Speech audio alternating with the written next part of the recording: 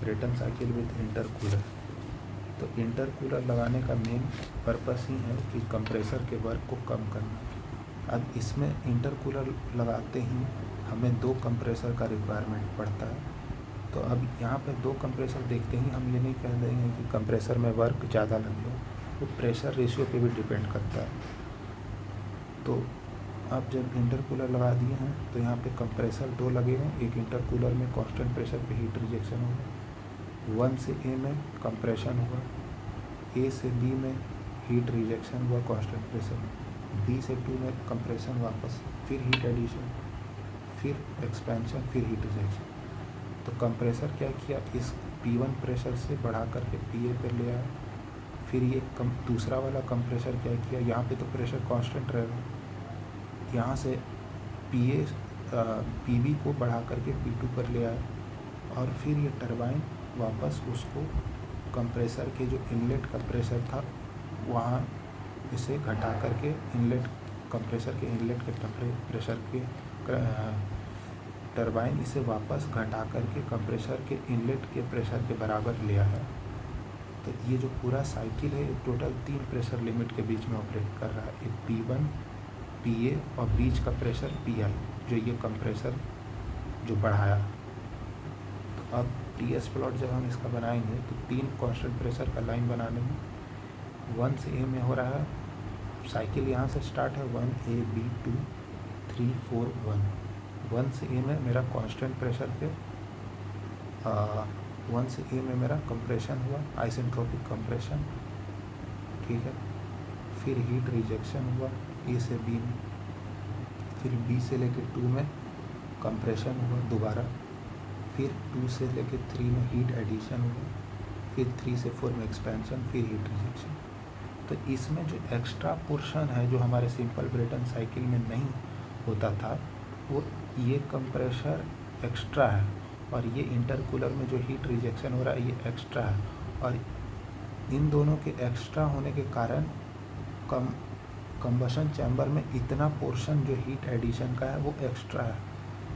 जो मेरा simple Brayton cycle हो रहा था वो यहीं से कंप्रेसर कर दे रहा था, 1 से लेकर के पूरा यहाँ तक कंप्रेशन कर दे रहा था।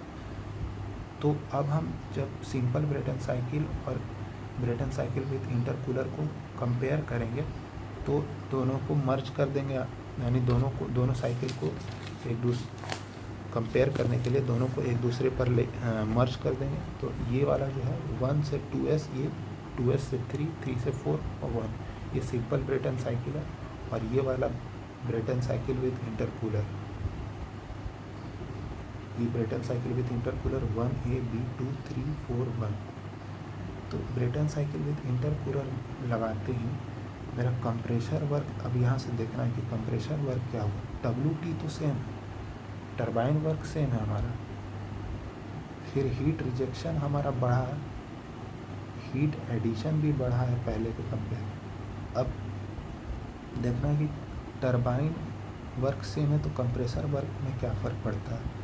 पहले जो कंप्रेसर वर्क था वो 1 से 2S था, अब जो कंप्रेसर वर्क है वो 1 से A और B से 2।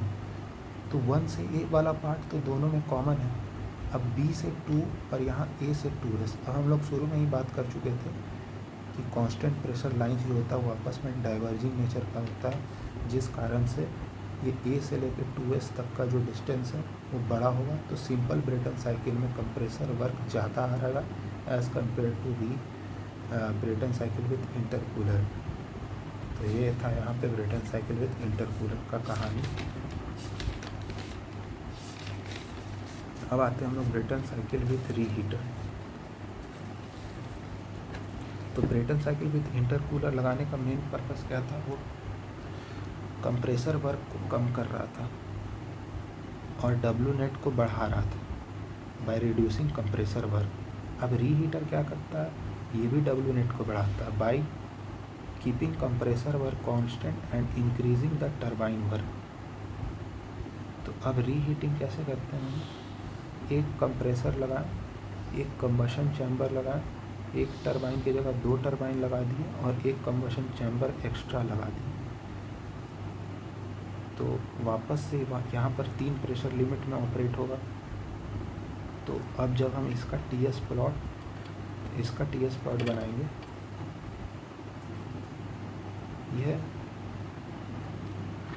ये पूरा साइकिल 1 2 A B 3 4 1 ये ब्रेटन साइकिल विथ रीहीटर का है। अब जब हम इसे बनाएंगे रीहीट ब्रेटन साइकिल को, तो 1 से 2 में क्या हो रहा है, 1 से 2 प्रोसेस में हो रहा है कंप्रेशन, फिर 2 से लेके A में हो रहा है हीट एडिशन, फिर एक्सपेंशन हो रहा है A से लेके B में, और फिर उसके बाद B से लेके 3 में मेरा कंबशन चैम्बर में हीट एडिशन हो रहा है, फिर 3 से लेके 4 में मेरा टरबाइन में एक्सपेंशन हो रहा है, तो यहाँ 2 बार एक्सपेंशन हो, फिर 4 से लेके 1 में मेरा हीट रिजेक्शन हो रहा है कांस्टेंट प्रेशर। तो यहाँ पर टोटल मेरा हीट एडिशन 2 बार हुआ है, 1 बार हीट रिजेक्शन हुआ है। टरबाइन में वर्क हमें 2 स्टेजेस में मिला है, और कंप्रेसर वर्क तो वही है। तो ब्रेटन साइकिल विथ रीहीटर में ये पार्ट एक्स्ट्रा है यहाँ से लेके यहाँ तक का। तो इसे जब हम लोग नॉर्मल वाले साइकिल के साथ मर्ज करेंगे, तो ये जो है ये नॉर्मल वाला ब्रेटन साइकिल होगा 1 2 A 4S, ये नॉर्मल ब्रेटन साइकिल है, और 1 2 A B 3 1 2 A B 3 4 1 ये ब्रेटन साइकिल विथ रीहीटर है। तो अब यहाँ पर टरबाइन वर्क हम देख रहे हैं, तो टरबाइन वर्क क्या हो रहा है, तो टरबाइन वर्क ये वाला है A से लेके 4S सिंपल वाले में, और रीहीटर वाले में क्या है, A से B पार्ट तो सेम है, एक्स्ट्रा क्या है 3 से 4, तो इसमें A से B है, इसमें 3 से 4 है। सिंपल वाले में भी कॉमन है A से B, और ब्रेटन साइकिल विथ रीहीटर में भी A से B कॉमन है। जो फ़र्क डिफरेंस आता है वो यहाँ पर आता है। अब हमें पता है कि कांस्टेंट प्रेशर लाइन जो होता है वो डाइवर्जिंग नेचर का होता है, जिस कारण से जो 3 से 4 वाला जो लाइन है वो ज़्यादा होता है, ज़्यादा होगा, बड़ा होगा एज़ कम्पेयर टू B से लेके 4S। तो यहाँ से टरबाइन वर्क मेरा बढ़ गया, टरबाइन वर्क बढ़ने से मेरा क्या हो गया, W नेट बढ़ गया। तो मेरा जो है W नेट बढ़ गया, तो ब्रेटन साइकिल विथ रीहीटर जो है ये भी W नेट बढ़ाया। दोनों ही ब्रेटन साइकिल विथ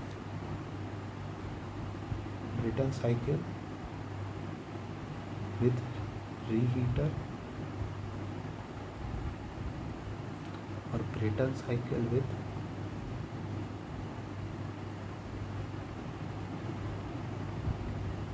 इंटरकूलर, इन दोनों को यूज़ करने से मेरा W नेट इंक्रीज हुआ।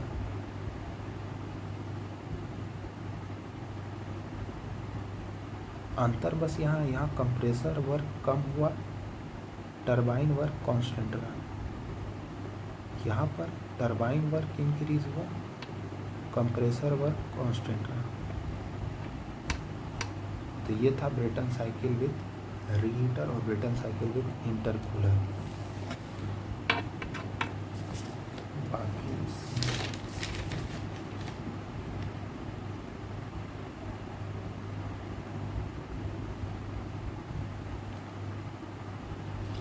जैसे यहाँ पर एक क्वेश्चन है जो कि गेट में आया हुआ है, consider the following features of A gas turbine plant, intercooling, reheating, regeneration, which one of the following features of a simple gas turbine cycle increases the work ratio in W net by WT।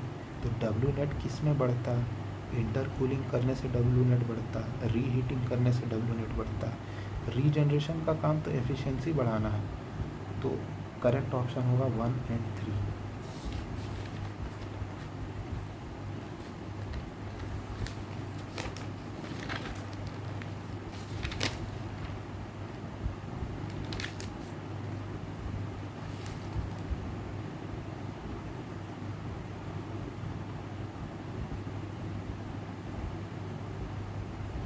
अब ये table बहुत important है, ये वाला table बहुत important है। Regeneration, intercooler, reheater,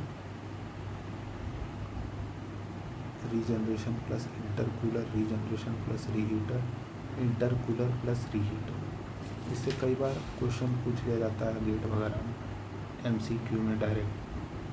तो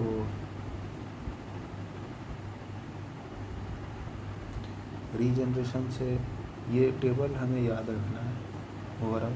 तो रीजनरेशन, इंटरकूलर, रीहीटर। अच्छा, हमने एक चीज़ यहाँ पर, हाँ, तो ये टेबल हमें याद रखना है ओवरऑल, इससे डायरेक्ट क्वेश्चन आ जाते हैं। ये तो हमें पता है, रीजनरेशन, इंटरकूलर, रीहीटर। ये एक्स्ट्रा रीजनरेशन प्लस इंटरकूलर अगर लगा दे तो क्या होगा, रीजनरेशन प्लस रीहीटर लगा दे तो क्या होगा, इंटरकूलर प्लस रीहीटर लगा दे तो क्या होगा। तो इसे याद रखना बेसिकली, यहाँ से डायरेक्ट क्वेश्चन आते हैं। इसके बाद